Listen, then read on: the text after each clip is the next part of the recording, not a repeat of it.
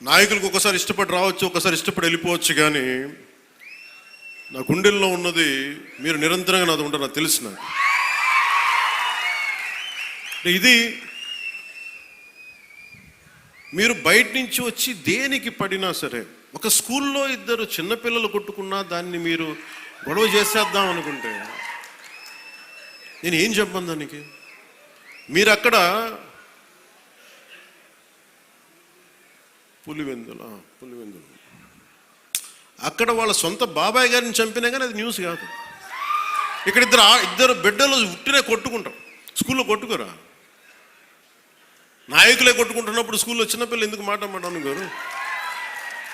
పెద్ద స్థాయి ఆలోచన పరిధుల నాయకులే మాట అనుకున్నప్పుడు చిన్నపిల్లలు ఏదో అనుకుంటారు, దాని కులాలు పట్టుకొచ్చేస్తాం.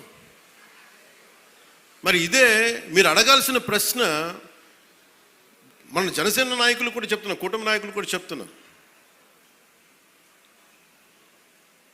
పనిచేసే నాయకులు మీరు వెన్నంటి ఉండకపోతే, ఎలక్షన్లు అయిపోయింది మా పని అయిపోయింది అంటే, నేను నిజంగా అలా అనుకుని ఉంటే ఈ రోజున మీకు ఉప్పాడ ప్రొటెక్షన్ వాళ్ళు ముందుకు వెళ్ళదు చెప్తాను. మీరు ఇన్ని సంవత్సరాలు ఉన్నారు, ఎవరు తీసుకెళ్ళారు చెప్పండి. ఈజీగా మాట్లాడి సరిపోదు, అక్కడ నువ్వు కన్విన్స్ చేయాలి. ఎందుకని 100 ప్రాజెక్టులు ఉంటాయి స్టేట్ గవర్నమెంట్, ప్రయారిటీస్ ఎందుకు చేయాలి? ఇలాంటి 1053 కిలోమీటర్లు ఆంధ్రప్రదేశ్ మొత్తం ఉంటే, అలాంటిది మొత్తం గుజరాత్ నుంచి అన్ని తీర ప్రాంతాలు, బెంగాల్ అన్ని తీర ప్రాంతాలు, తమిళనాడు, కేరళ ఉంటే ఇలాంటి సముద్రపు కోత గురవుతూనే ఉంటాయి. కానీ మీకే ఎందుకు ఇవ్వాలి అని సెంట్రల్ గవర్నమెంట్ అడుగుద్ది. ప్రత్యేకత ఏంటి అని. అది మన కన్విన్సింగ్ ఆర్గ్యుమెంట్. ఎందుకు పనిచేస్తే నువ్వు దేశ నిర్మాణం కోసం పనిచేసేవాడివి, మనుషుల్ని విడగొట్టేవాడివి కాదు, నిలబెట్టేవాడివి, అండగా ఉండేవాడివి. ఇన్ని చూసిన తర్వాత దానికి తోడు హేతుగా చెప్పాలి, రేషనల్గా చెప్పాలి. ఎందుకు ఇది చేస్తున్నావు అంటే దానికి వాళ్ళు ఆలోచించి, లేదు ఇవన్నీ బాగున్నాయని చెప్తారు. ఇంత కష్టం ఒకటి అచీవ్ చేయటం. 1 కోటి రూపాయలు మీరు చాలాసేపు ఈ మధ్యన చూస్తున్నారు. డోలీ ప్రాంతాల్లో పిఎం జన్మన్ పథకం కింద ఒక 40 మంది ఉంటారు.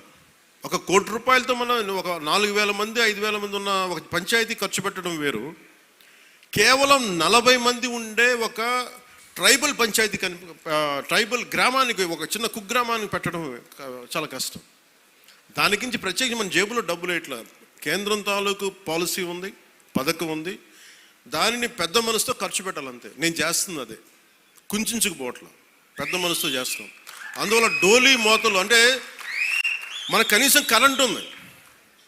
కరెంటు లేని గ్రామం ఒకటి అలలాడుతుంటే ఒక్క మాట మన జన సైనికులు కానీ మనం పంపిస్తే ఆ గ్రామానికి కరెంట్ వచ్చింది 70 ఇన్ని సంవత్సరాలు. అంటే ఇవన్నీ ఎందుకు చెప్తున్నానంటే, నేను కేవలం ఒకదానికే పరిమితం అయిపోతే నా శక్తిని మీరు చంపేసినట్టు వాళ్ళు అయిపోతారు. నాలాంటి వాడు మీకు ఎంత బలం ఇస్తే, బయట ప్రాంతాల నుంచి వచ్చి అసలు నన్ను ఏం చేశారు లాస్ట్ టైం, మా జిల్లాల్లోకి వస్తే, మా ప్రాంతాల్లోకి వస్తే మేము అడుగు పెట్టాం, మా నియోజకవర్గాల్లోకి వస్తే చాలా నాకు చెప్పి వాళ్ళు మటుకు నేను ఎంచుకున్న నియోజకవర్గానికి వచ్చి మొత్తం వ్యతిరేకంగా చేశారు. వాళ్ళ ఏరియాలోకి వెళ్ళకూడదట, వాళ్ళ నియోజకవర్గాల్లోకి వెళ్ళకూడదు, కానీ మనం పనిచేస్తున్న నియోజకవర్గాలకు వచ్చి ఏదైనా కలగచ్చు. అంటే వాళ్ళకి అర్థం కాదు ఏంటంటే, నేను సన్నగా కనిపిస్తానో మెత్తగా కనిపిస్తానో తెలియదు, కానీ నా గట్టిదనం వాళ్ళకి తెలియదు.